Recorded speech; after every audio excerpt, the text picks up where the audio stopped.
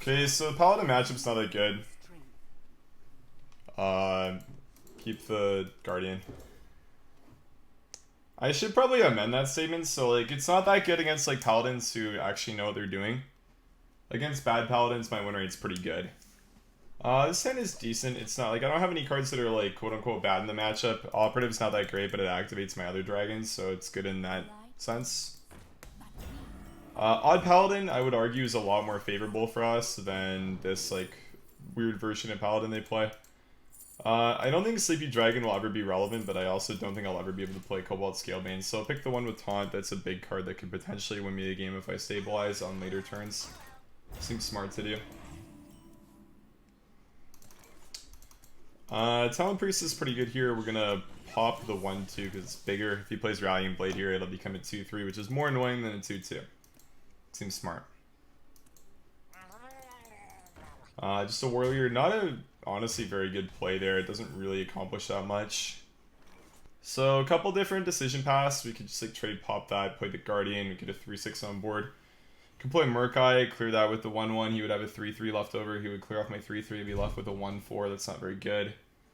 Velens doesn't seem that appealing either. I could steal the attack of the War Leader, which also doesn't seem that good. There's nothing that's really that good here. I think I'm thinking too much, and like the good play is just play the Guardian, trade here, and trade. That's basically just a good play. If he has Murkai or a 2-1 Bluegill, it's fine. Doesn't really matter that much. Coin Call to Arms, let's see if he gets a Tide Color, that'd be the best for him. Mini bots are okay. Juggler is good for us because we can potion and then play stuff, but it's not really that great. This doesn't actually accomplish too much here for us. So we're gonna potion, probably play the Guardian after and go from there. So take the Juggler, play the Guardian, see where the Juggles hit. It's a decent juggle, so we can trade there. Now we can talk about how much we want to trade here. So turn 5, best play for him is like Finja. I think doing this is relevant. Popping the shields could be relevant as well because of the case of Rallying Blade. If I don't, then he just gets to play Rallying Blade, trade, and trade into that, make that a 3-3, which seems pretty bad. So I think we're going to want to do this, we're going to want to do this, and we're going to want to do this. Seems fine. It's not that great, but the name of the game in this matchup is just winning on board and then going from there. So if we ever end up winning on board against broken cards like Call to Arms, then we're pretty happy and content with how the matchup's going to go, which is fine.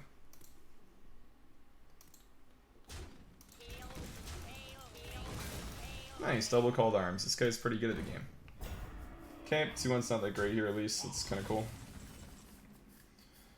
Spirit's not the worst draw in the world. Problem is he runs Tareem, which makes it not that great. Going in on buff minions in the matchup like this is honestly like just kind of bad. So I'm not really too interested in doing it. I think I prefer playing the Operative, getting a card from his deck and giving myself more options for next turn, than playing Velens and clearing off the 2-6. Molten Giant doesn't seem good. We can take an anything can happen for later on in the game. That seems perfectly acceptable. Seems like a good way to make a board on like turn 10. He's played 2 good Murlocs so far, and most likely more. If this guy is somebody who knows how to think and is using a deck tracker or can hand track, this card could be a lot better.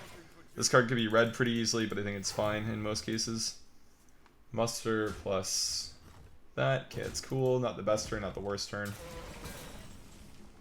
Redraw Dustbreaker. The question is whether we want to play it or not. Answer is probably just yes, it seems fine. It's aggressive. I think aggression against this deck is perfectly fine. Because then it forces him to use cards like Tareem to come back. And he wants to use those kind of cards to play aggressively, not defensively. So I think this is a perfectly fine play, and I'm not really that upset about it. Finja's fine. It's really slow, though. So he trades in, he swings. This is probably a Tareem into Finja play, which isn't really that big of a deal because we just make it till turn 10 and then we're fine. Kind of okay just going face here and playing the Nether Spike, looking for a card, to be honest. I don't really mind. So I can't clear anything with the Dustbreaker. I should still pick it though because it's good on the backswing. Should go face with the 7-7, put him at 10. Think Hero Powering this is probably going to be better than Hero Powering my face. I'm going to Hero Power my 7-7. to make it a 7-9. So I'm going to assume he's going to play a Tareem here, pull the rest of the cards from his deck, which makes our anything better. And we actually get to go first, so anything's almost always going to be better for us because we do get to go before him. Okay, so he pulled Murkai from his deck. He has a second War Leader in his hand then, which means that he'll probably play it with this card, or he might just go Tareem here and get the trade. Not really sure what he's going to choose to do. Interesting thing that he's done this game is he's actually made it so he's going to be able to have... that's actually pretty sweet for him. Cool. Not going to be relevant into the Dustbreaker, but that is a good sweet play to actually play around dying to the 7-8. Well, one card that could be quite annoying into our... Actually, let's do this too. Let's yoink the attack, play the Dustbreaker, heal up here. I could have played Divine Spirit on this instead of healing. That would have been fine. I don't think it really matters though. One interesting note is into anything can happen. What you can do when you're playing Paladin Mirrors with this or against a deck that could steal you or anything is save a lot of your taunt cards just to counter anything can happen, because you can't have charge minions after anything can happen, obviously. Mustard plus Tareem, perfectly fine. We just trade in, we play anything, we get a taunt, or we get the charge minions, we win the game. GG. Kind of a funny way to win, huh? Anything against an anything Paladin. Good stuff. Let's see where we go. 38 right now. And we pop up to 33. Nice. Good stuff. Another Paladin. Cool.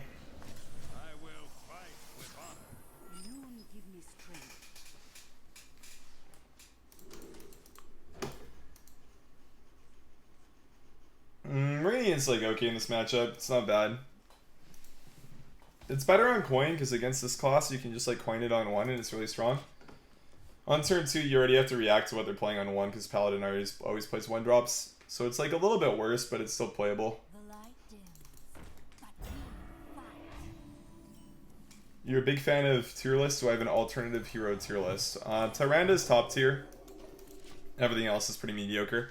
Valeera is better than the alternative hero options. Gul'dan is optimal compared to the hero power options. But if you paid for Mecha Gul'dan, then I would... Or sorry, Mecha Gul'dan, yeah. Then I would use a Mecha Gul'dan because it shows that you're rich. And having a lot of money means you have better RNG in a game like Hearthstone. So I would recommend utilizing the alternative hero portrait if you paid the $80 for it. Hunter, it's better as Rexxar than Valeera. Valeera is... Or sorry, Illyria, not Valeera. Illyria is a mistake. Don't play Illyria. She's not a good hero portrait to portray. It's going to trade into the 1-2. I think it makes more sense than the 1-1. That's all. Just think it makes more sense. Because then you could Rallying Blade and just trade the 2 instead of having to do some weird stuff there. Pass is interesting. You know, I'm kind of inclined to just play the Operative here, to be honest. I think just developing a 5-6 is just good. Let's take the Rallying Blade. Weapons are strong. Yeah. Seems fine.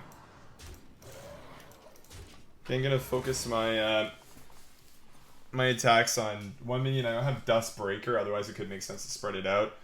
But I think in most cases I would prefer to do that into something like Sunkeeper Terrain. Muster for battle without clear AoE isn't that good. So he trades, he hero powers, he goes face. So here we're looking for Potion of Madness. We're really looking for Dustbreaker. That would be the best draw for us. But we have ways to win without it. So we don't have an activator on the taunt here, which is kind of bad.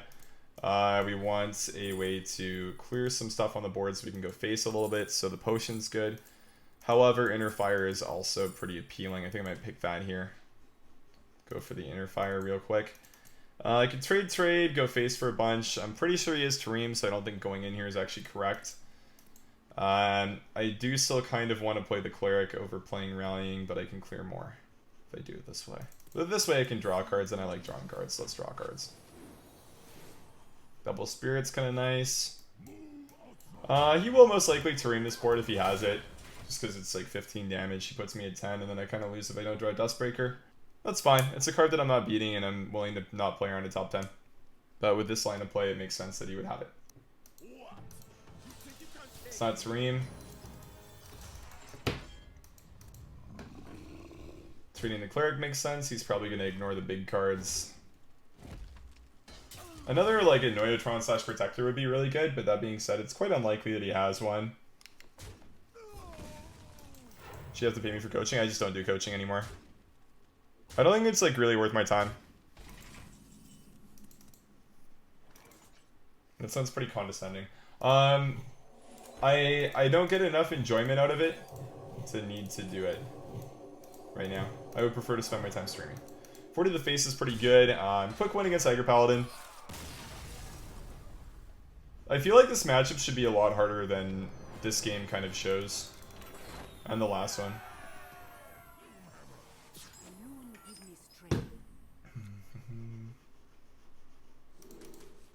It's gonna keep the Talon Priest as a 2-drop. Look for a dragon. Double of Radiance, not that good. Holy, it's a Golden Celebration player. It's one of them, guys. It's one of them. A top level standard player. And I have the opportunity to play against them in Wild. Insane. I can't believe that I am so blessed to be able to play against one of the best standard players in Hearthstone in Wild. I am truly lucky and fortunate for this opportunity. Thank you, Blizzard, for allowing standard players to play Wild occasionally. To give me this opportunity to play against these great players of high caliber. I appreciate it. Thank you, Daddy Ben Brode.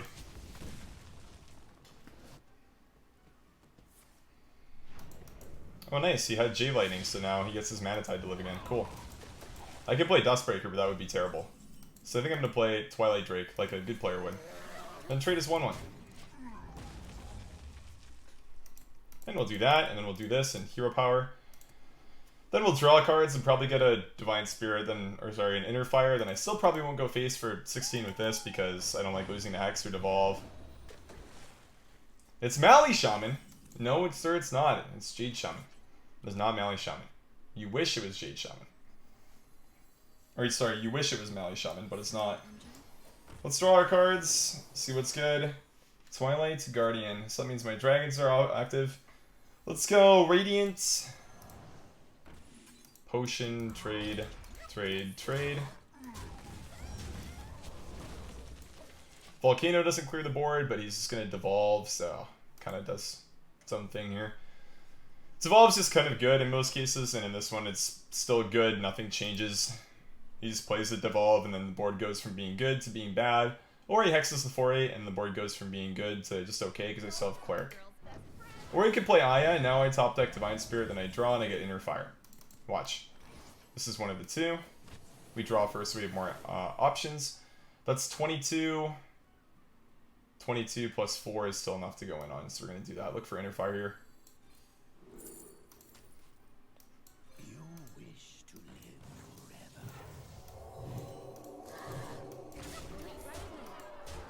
forever. Okay, and now he devolves the board and comes back because my deck runs literally 0 reach. But this is probably the best case scenario for me in trying to win. So I'm pretty happy with this. Does a Jade Shaman not draw Hex top 13? Let's see. Or Devolve. It's Hex or Devolve. Jade Shaman's kind of like Mid Shaman? Not really, but I mean, close enough that you could say it is, I guess. It's kind of a cool deck. Like, this is a Shutterwalk one. Nice, we won. I beat a Golden Celebration standard player? How?